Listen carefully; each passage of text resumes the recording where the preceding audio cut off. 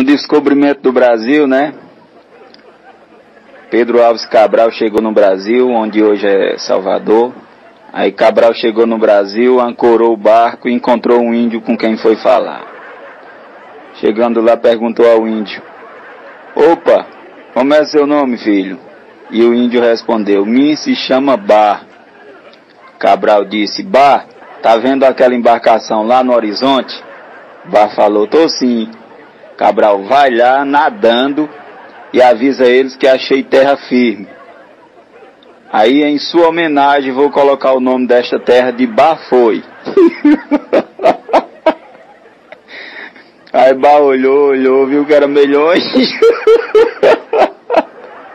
Disse: ô meu rei, Bar tá numa preguiça, numa leseira tão grande. Faz o seguinte, bota o nome de Bahia, porque Bar não vai não.